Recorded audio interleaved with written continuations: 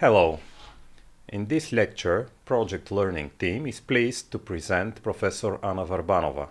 She will lecture on the design of social innovation as a part of our video lecture course dedicated to knowledge. We are going to learn more about an important approach towards creating new solutions with social impact. What does social innovation mean? Where is it applicable? What makes it so important nowadays? Those are the questions we are going to answer in the following minutes. What does it mean to design something, social innovation? This lecture introduces social innovation as a concept and a phenomenon focusing on the creation process when addressing a significant social challenge that is well known globally but tackled in a specific local context. Thus, the innovation solution, which is both novel in terms of outcome and the way it was developed, has the potential to create positive social change. The talk points out the interrelationship between social innovation on the one hand and the design process and the designer's mindset on the other hand as prerequisites and sine qua non conditions for generating innovative and feasible solutions for social impact. Now, let us introduce our lecturer. How did you come up with these topics, besides teaching social entrepreneurship to undergraduates who study non-formal education, as far as I know? How are you connected with the design of social innovation? What is your story? Yeah, assistant professor only. Thank you so much for having me on the learning project. Well, I have to say that I've always applied the system design approach to my work. In my past professional life, I looked at choreography as a design of a process where the object of design, partner dancing, is both a system and a process, but we'll get to that. And I've also applied it in the field of non-formal education, namely civic education. It works beautifully for in education, so that was on the practical side. As a PhD student, I conducted educational design research studying the curriculum development of interdisciplinary courses in higher education. Well, this didn't go so well in terms of end results, so I set up to study the potential for innovativeness of the private school organizations. Over a period of 3 years, I found myself, it was mostly during the pandemic, I found myself involved in 2 big international projects on social innovation, where I had the privilege and the chance to experience it from different roles. I wore different hats in these 2 projects. One was about creating innovative solutions for home care by people from social sphere. That was the DCare project, where I was in the role of the moderator and facilitator of the process. And in the other, which was an executive training and social innovation called C8 program, I was a participant. I have to give credit to Professor Andreas Schroer, because this is the person he was the leading figure in both projects, and this is the person from whom I've learned the most about social innovation. He's from the Heidelberg University Center for Social Investment and Trier University. And since then, I've been trying to help the Federation of Social NGOs to establish their own social innovation lab and develop a portfolio blueprints for home care services and community-based services. Currently, I'm involved with the National University Center for Creativity and Innovation at Sofia University, of which I'm very fortunate to be part of. We heard the term social innovation many times in this introductory part. Let us now introduce the topic.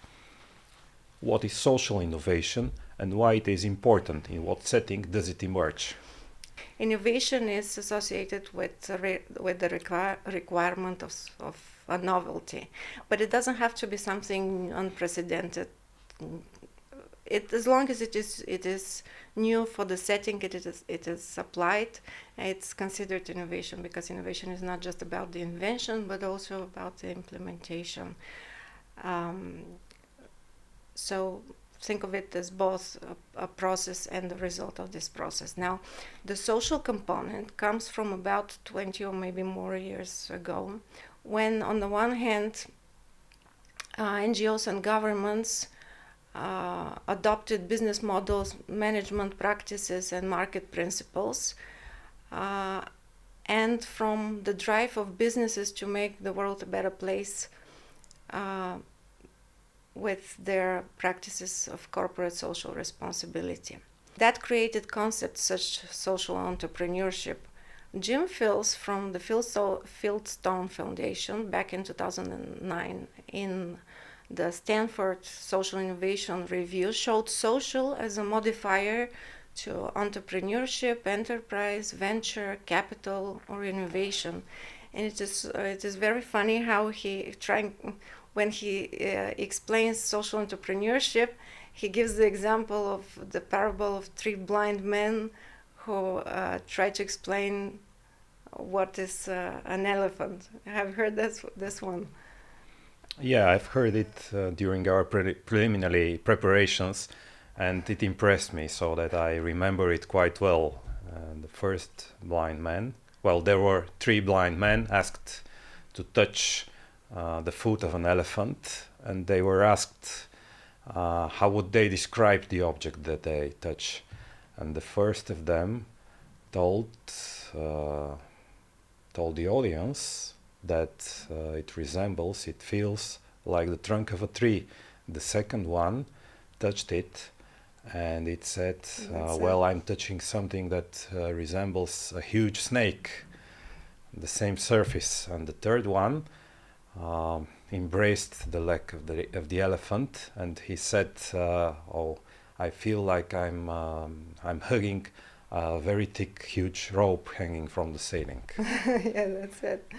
So this can give the audience an idea how broad the concept is. The big picture is really big, and social innovation manifests in various forms, but they're all meant to affect personal and social well-being and eventually inspire a lasting positive social transformation. Now, these same authors, James Fields and colleagues, define social innovation as a novel solution to a social problem that is more effective, efficient, sustainable, or just than existing solutions, and for which the value created accrues primarily to society as a whole rather than private individual. Now, the European Commission recognizes the social innovation as synonymous with the successful production, assumption, and exploitation of novelty in economic and social sphere. Therefore, innovation is the antonym of archaism and routine. It offers new solutions to problems and thus makes it possible to meet the needs of both the individual and the society. The relationship between innovation and society is roughly articulated as follows. Innovation is primarily a social phenomenon that goes beyond economics and technology. It is an expression of creativity, the needs and desires of people and societies to bring out their creativity.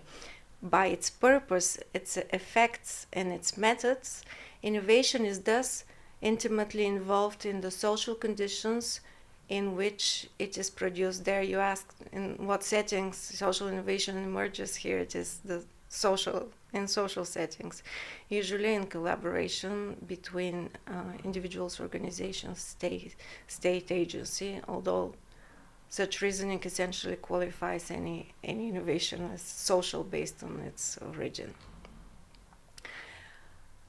Social innovation can be defined also as the development and implementation of new ideas, products, services, and models to meet social needs and create new social relationships or collaborations. It represents new responses to pressing social demands, which affect the process of social interactions. It is aimed at improving human well-being. They're not only good for societies, but they also enhance individuals' capacity to act.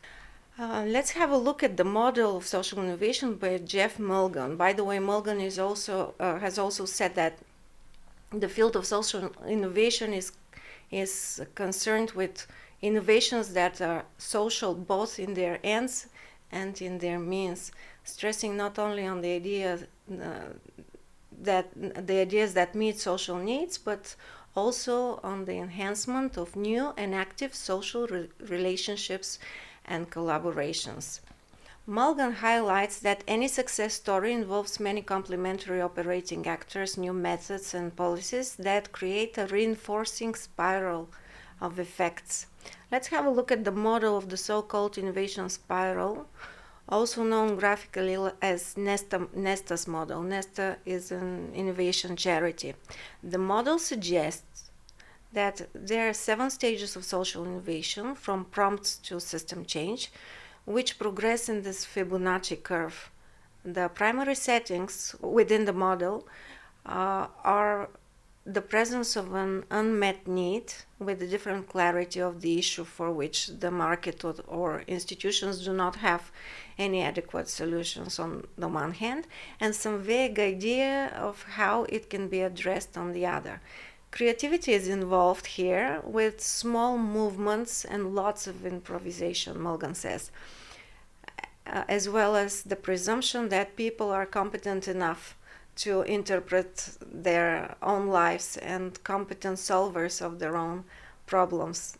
Thus, we undertake a system approach to driving creativity and innovation, but it's not the artist's creativity when they freely and spontaneously expresses themselves. It's the technical creativity we're talking about. You touched on the notion of design in this part. So, after explaining the concept of social innovation, let us now throw some light on the following. What design has to do with social innovation? It looks like the design is not a reserved territory for the fashion and visual arts. That's right. Well, the best attempt to define design in one sentence is the one by John Hesketh, who says that design is to design a design to produce a design. So just like innovation, we think of it as a process and the result of such process. Design is a way of thinking, a creative practice, a methodology, a discipline, empirical research, genre, and after all, a form of reasoning. What is important to have in mind when undertaking design approach to social innovation is that the world has become extremely interlinked and complicated, also known as VUCA world, which is abbreviation. It stands for volatility, uncertainty, complexity, and ambiguity. And design deals with so-called wicked problems, a term by Horst Rittel, situations that are open, networked, and dynamic. Design as a way of thinking was coined by the cognitive scientist and Nobel Prize laureate Herbert Simon in his cornerstone book, The Sciences of the Artificial, back in 1969, where he contributed ideas to design principles and prototyping, constructing systems and observing their behaviors, although the concept of design thinking is usually attributed to Nigel Cross, who, through a study of designers, brought out the concept of how designers think and create. Design thinking is also known as integrative thinking. This term was coined by Roger Martin, who was on the top of the list in Thinkers 50 for a few years, as far as I remember. The design as a mindset reconciles two logics.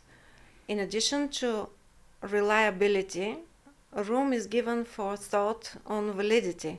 The former is based on verified facts and statistically proven patterns, where the latter is built on intuition and the expectation of what might happen in the future, predictions that are not based on previous experience. Another powerful idea by Roger Martin was introduced earlier in 2007 as the concept of opposable mind in trying to describe the mindset of top minds in business. He sought a metaphor to label the dynamics of thinking when solving dilemmas. And this is how I arrived with the function of the opposable thumb, just the way as we grasp and can manipulate objects, same applies to the mind. Similarly, he says, we were born with an opposable mind we can use to hold two conflicting ideas in constructive tension.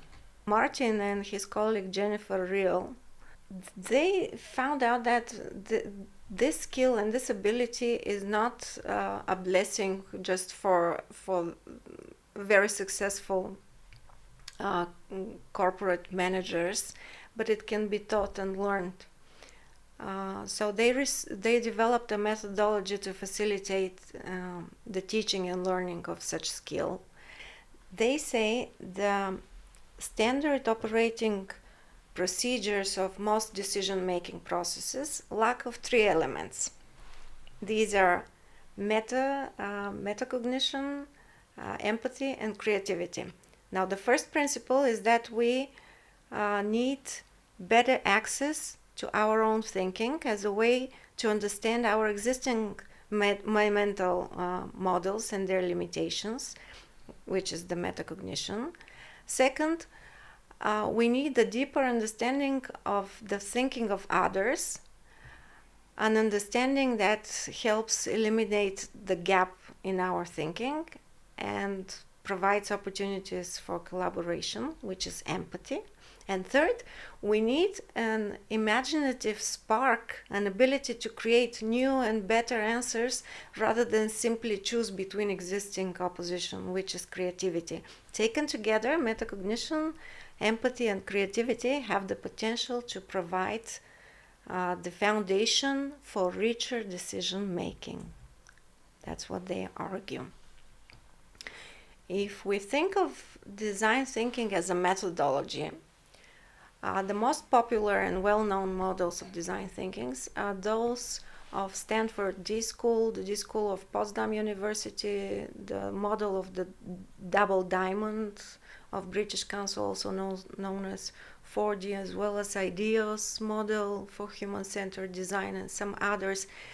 They're very similar in a way, and they're all iterative, non-linear, and include the following phases. The first phase is understanding the challenge, instructing to gather information on requirements, stakeholders, and limitations, emphasize on for a human-centered design process, observe, engage with the user, and develop empathy for the current situation and behavior of that user. Discover insights through contextual inquiry. Defining the design task is the next one. Develop a point of view, connect the challenge with the user's persona, and identify the problem to solve. The phase of ideation is the mode to focus on idea generation. Come up with the ideas through different creativity techniques, exploring multiple directions that reveal attributes of the effective solution, and then comes the rapid prototyping. Transfer conceptual thoughts and inquiries from the realm of cognition to tangible manifestations in the external environment. And finally, the testing. Run rapid, low-cost experiments to check how the solutions work in the real-world settings. Learn what to implement and refine. Improve solutions, test again, and validate whether the desired state is reached, so one can implement, sell, and deliver. Now, there are plenty of instruments and techniques supporting each of these phases, and which are very suitable for cooperation and for collaboration. We won't have time now to go through all of them, but they're very accessible and easy to find. Instead, let's look at different patterns of reasoning. My favorite, to see where the logic of creation stands. This is proposed by Kees Dorst, a scholar and a practitioner. His book, Notes on Design, How Creative Practice Works, is a collection of essays issued in 2017. If you want to grasp how designers experience their creative practice, reach out to this one. This is beyond anything I've read on design. So Dorst proposes the following simple formula. What plus how equals outcome, where the what are the elements, the how are patterns of relationships, and the outcome is an observable phenomenon. In such a sense, what plus how equals unknown refers to deduction, solid reasoning from cause to effect. The what plus unknown equals outcome refers to induction, discovering patterns. These two are the level of analysis. The unknown plus how equals outcome refers to non-formal abduction. That's the level of problem solving, while the sum of two unknowns equal to known outcome corresponds to what the author calls design abduction, where the unknown elements and the unknown patterns of relationship lead to the core of the creative exploration, which is the design abduction. If you formulate a design task in one sentence, it would probably start with how might we question, starting backwards from the desired outcome. And you design solutions, and they can be product, services, processes, and so on.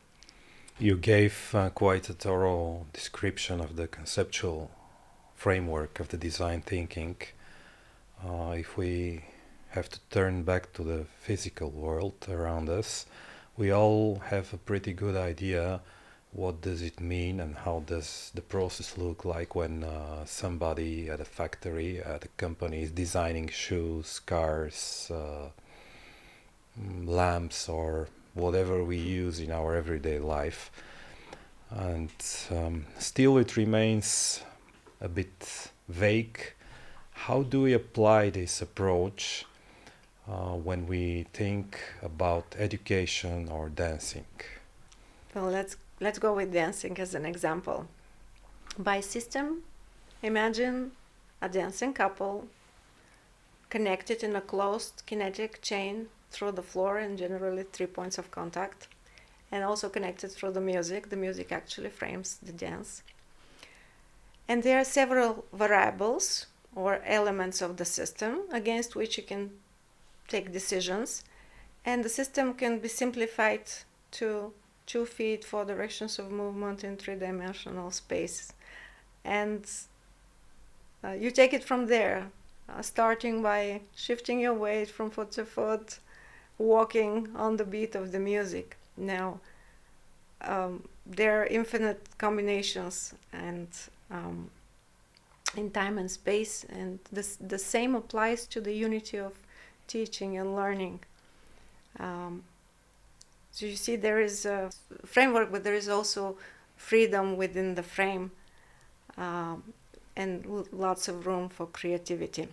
Now, as you get deeper into the process and discover new elements and new patterns of relationships, you start gaining more and more insights. The system gets more complex, and then at some point you get to the details, and the details are what makes the difference between good design and everything else. By the way, even if you design a device or shoes or lamps or whatever, you still think and anticipate a process, because you think of the user experience, also known as UX design, from user experience. And especially social innovation is rarely a proposition of a product. It's most of the time it's services, movements, business models, basically establishing connections where they're missing. They're also thought of in terms of networks and ecosystems, and what matters is the point of view, meaning whom you would put in the center of this network or the ecosystem, and how the design task is framed. speaking of framing, let's go back to Kees Dorst for a moment. What frames and can reframe the design task are the patterns of relationships and the observable phenomena we want to see in the real world, right? So Dorst puts it this way: when we find ourselves in open, complex, dynamic, and networked problem situations, we only have the value to be achieved to go on. We need to experimentally frame and reframe the situation until we find a way into the problem area that captures as much of the complexity of the system, we may say, as possible, and leads to action that is understood and supported by the stakeholders in the network, which is another very important point. All the stakeholders must agree and be committed to participate. Thank you for this clarification. Now you gave the theoretical and methodological explanation of these concepts and techniques. But to make things even more clear, could you give us an example of how this framing and reframing in design has worked in your practice? Sure. Let me give you the example with the project we designed in the CED program, the project I mentioned earlier, with my partner from Norway, Eric. He's a pastor and a PhD student at that time, also researching on innovation. We called the project The Next Supper. Not the Last Supper, but The Next Supper. As you might have already guessed, we focused on the church communities and in particular on volunteering. And since we have a great example in Bulgaria, we studied that case, an organization called Dobrovolcite in Sofia. It is a non-formal gathering. They have a foundation, but it's still a non-formal gathering of volunteers that gives out warm meals 3 times a week in the parking lot of Alexandrovska Bolnica in Sofia. They never missed a day, by the way, for 2 years back then. Now it's 4 years.